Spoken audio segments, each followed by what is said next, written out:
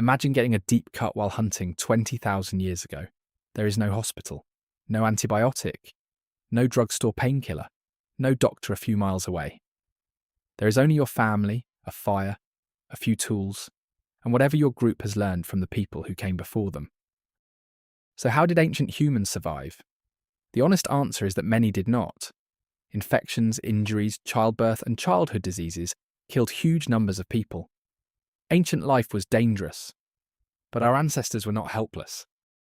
They survived because the human body can heal, some natural treatments worked, and communities collected medical knowledge over thousands of years.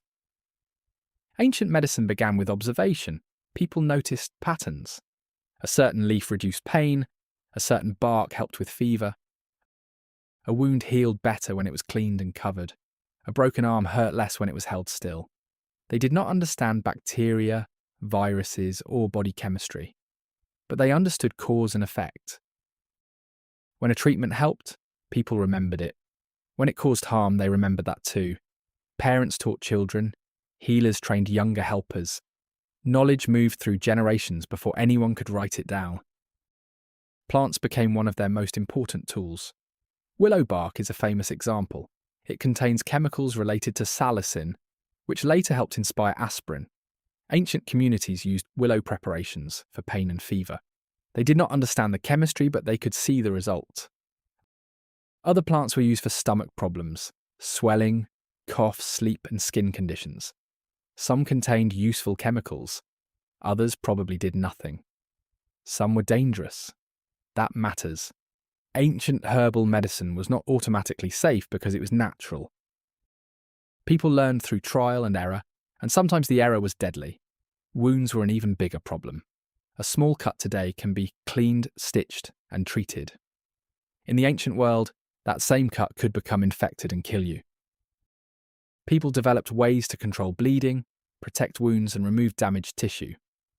Honey was one useful treatment. Ancient Egyptians placed it on some wounds. Honey can make it difficult for certain bacteria to grow, and specially prepared medical honey is still used in some wound care today. But breakfast honey is not a safe replacement for medical treatment. Modern medical honey is prepared under controlled conditions. Another treatment sounds much worse. Maggots. Certain fly larvae eat dead tissue while leaving healthy tissue mostly alone. People noticed that some infected wounds containing maggots healed better than expected. Today, specially raised sterile larvae are still used for a small number of difficult wounds. Disgusting? Yes. Completely foolish? No.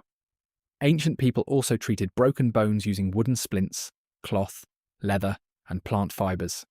Archaeologists have found skeletons with fractures that healed. That survival tells us something important. A person with a serious broken leg could not hunt, run, or gather food. Someone had to bring water, provide food, and offer protection. Medicine was not only about plants and tools, it was also about care, and some ancient procedures were surprisingly advanced. Archaeologists have found skulls with carefully made holes. This procedure is called trepanation. In some cases, new bone grew around the opening, showing that the patient survived. Why was it done? We cannot know every reason. It may have followed a head injury, helped to reduce pressure inside the skull, or been connected to spiritual beliefs. Even more surprising, archaeologists found evidence in Borneo of a young person whose lower leg was removed about 31,000 years ago. That person survived for several years afterward. Think about what that required. The bleeding had to be controlled, the wound had to be protected, the patient needed food, shelter, and long-term support. One successful case does not mean ancient surgery was safe. It shows that some communities had skill, planning, and strong systems of care. As cities developed, medical knowledge became more organised. Ancient Egyptian texts listed hundreds of treatments. Some were practical, others included magic and prayer. Ancient Mesopotamian tablets also recorded symptoms and remedies. Indian medical traditions describe surgery, diet, wound care, and plant treatments. Greek thinkers such as Hippocrates argued that illness could have natural causes instead of always coming from angry gods. These systems were not modern science, they included mistakes and harmful ideas. but they helped establish an important habit: observe the patient, describe the problem, choose a treatment, and remember what happened. Belief also played a role. When a trusted healer used herbs, touch, prayer, music, or ceremony, the patient knew that other people were trying to help. That could reduce fear and make pain feel easier to manage.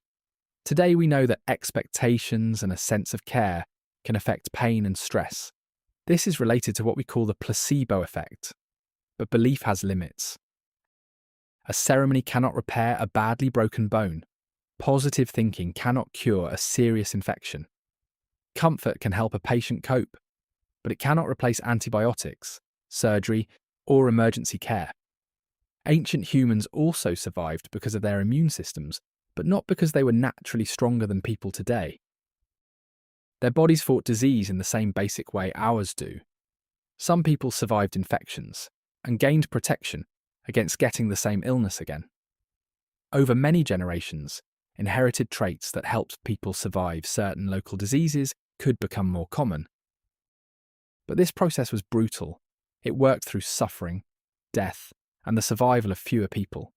Ancient people also lived with many microbes from soil, animals, food, and water. Their gut bacteria may have been more diverse than those of many people living in industrialized societies today. That does not mean dirt is medicine. Dirty water spread deadly diseases. Poor sanitation killed people. Clean drinking water and hand washing are among humanity's greatest health advances. Ancient medicine had clear limits. A burst appendix could be fatal. A deep infection could spread through the body. Childbirth was dangerous. Dental infections could kill. Many children never reached adulthood. This is one reason average life expectancy was so low. But that does not mean everyone suddenly died at age 30. Many people who survived childhood lived much longer. Archaeologists have found older adults with healed injuries and signs that others cared for them for years. So how did humans survive before modern medicine? They used helpful plants. They cleaned and covered wounds. They supported broken bones. They learned from experience. Most importantly, they depended on one another. Ancient medicine was not secretly as good as modern medicine. It was not. People survived because the body can heal, because some treatments helped, because knowledge was passed down, and because communities cared for those who could not care for themselves. Modern medicine completely changed the odds. Antibiotics, vaccines, anesthesia, clean surgery, blood transfusions, and safer childbirth have saved lives on a scale our ancestors could never have imagined. Still, every hospital began with the same basic idea once used around ancient fires: pay attention, remember what works, and do not leave a sick person alone. Your ancestors had no pharmacies or laboratories. They had observation, courage, memory, and each other, and enough of them survived to produce you. You are the proof.